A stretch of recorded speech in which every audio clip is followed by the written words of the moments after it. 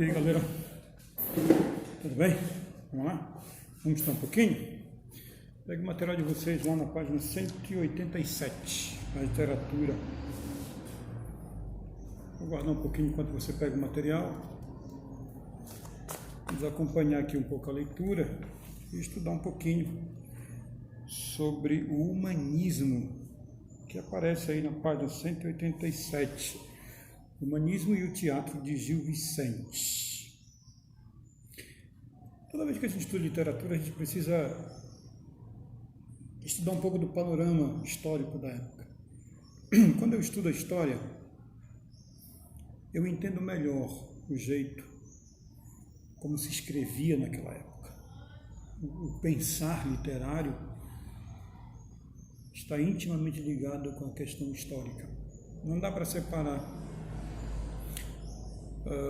a forma como ele escrevia, a forma como ele pensava, do contexto social em que vivia as pessoas naquela época. No nosso caso, os portugueses, porque até então a literatura que a gente está estudando é a literatura portuguesa. O Brasil ainda não havia sido descoberto, né? Nós estamos aí saindo da Idade Média, no período medieval, do feudalismo, para viver novos ares, não só no panorama econômico, mas também nessa questão social. E a gente precisa entender um pouquinho isso para que a gente possa ter uma noção clara do que foi o humanismo em termos literários, ok? Então, o que estava acontecendo nessa época a gente pode perceber, como a gente vê aqui no material de vocês, né? No final da Idade Média, no período medieval,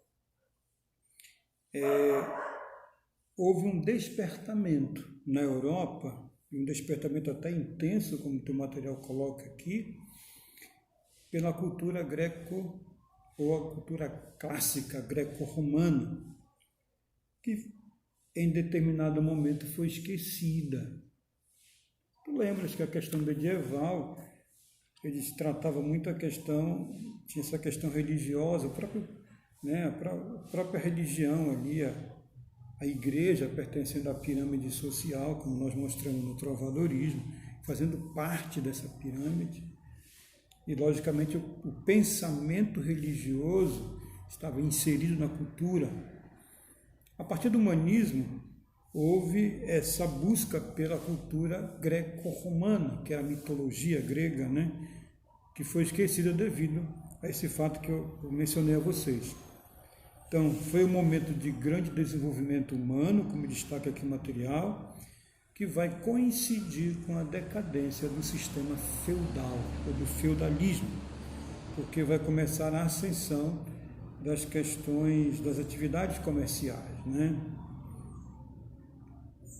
Já como a gente fala no plano filosófico, isso é no plano social, no plano filosófico, o pensamento teocêntrico, onde Deus era o centro do pensamento, é deixado de lado e vai ser substituído pelo antropocentrismo. Então, aí você tem uma figurinha bem do teu lado direito aí do livro, né? Que é a imagem do homem vitruviano, de Leonardo da Vinci. Tu percebes que é um círculo aí, né? É o homem no centro de tudo. Tá? Da Vinci vai ser mais retratado no próximo período, que a gente chama de classicismo, que é o período posterior ao humanismo. Mas nessa ideia do homem vitruviano, coloca o homem como o centro de todas as coisas, é o antropocentrismo. Deus deixou de ser o centro de toda a cultura e o homem passou a ser o centro da cultura, ser visto, se destacar melhor na questão dos feitos humanos. Tá? Então, esse é o espírito que vai marcar o humanismo, como diz aqui. Então, dá uma grifadinha aí, ó. Tá? O espírito que vai marcar o humanismo é o espírito antropocêntrico. Tá? Os participantes desse ciclo aqui, dessa era, eram tidos como homens intelectuais, homens eruditos, homens cultos, tá? Que buscavam conhecimento, que iam às bibliotecas, aos mosteiros, iam pesquisar, iam consultar manuscritos de autores antigos.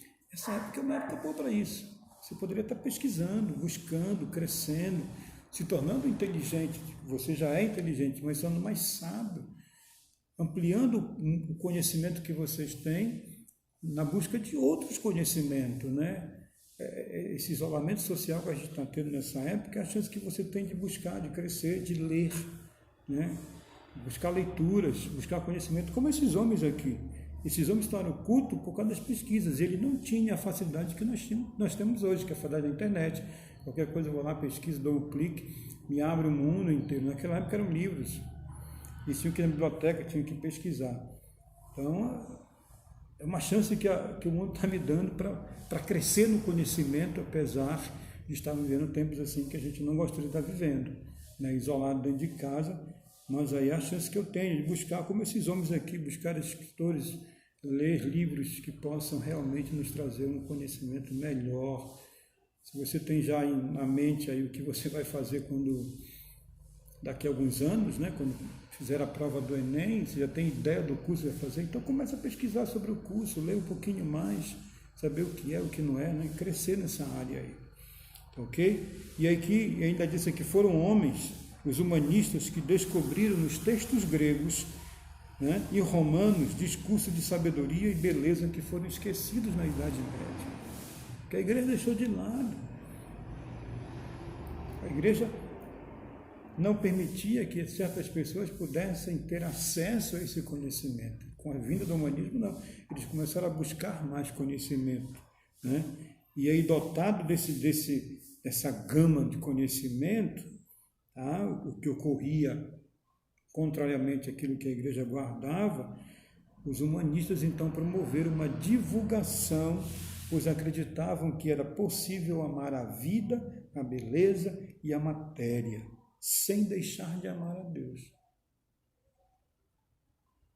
Sabe quando você tem aquele pensamento que, não, eu não posso ler tal coisa porque essa coisa vai ferir a minha religião. Os humanistas dizem, eu posso continuar lendo tal coisa sem ferir minha religião, sem ir contra a igreja. E eles conseguiram fazer isso. Tá? Vou destacar mais algumas coisas aqui relacionadas à questão, é que nessa época humanista havia novos modos de pensar, novos modos de agir, tá? Onde eles vão construir novos códigos de ética.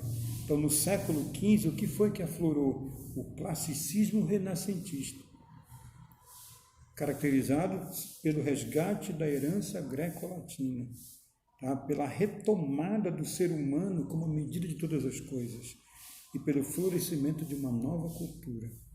O humanismo, ele não é considerado uma escola literária, mas é uma fase intermediária entre o mundo medieval e o mundo clássico.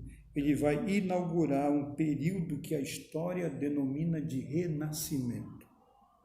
Então, ele não é propriamente dito uma escola literária, mas ele é um período de transição entre a Idade Média e o Renascimento. Ele se coloca no meio, é como se fosse uma ponte, um elo, que está ligando uma nova era clássica e deixando de lado um período medieval, um pensamento medieval. Pensamento esse que foi deixado de lado devido ao conhecimento que eles foram adquirindo ao longo do tempo. Tá? Essa interação com o mundo que eles começaram a viver começou a despertar o conhecimento dessas pessoas. Ok?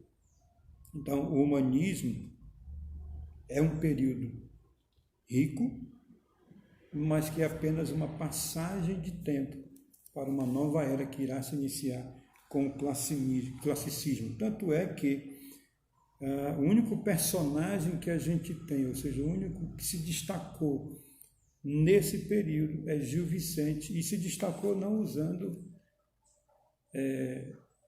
a poesia, as cantigas, como fez o trovadorismo, mas se destacou fazendo teatro. Então, na próxima aula, a gente vai falar um pouquinho mais sobre Gil Vicente. Qualquer dúvida, entra no aplicativo da escola, lá no chat, faz a sua pergunta e a gente vai lhe responder aí dentro do aplicativo Mais Escola. Busque lá, veja lá e a gente está aqui para esclarecer. Cada aula a gente vai ampliando mais o pensamento, ok? Até mais.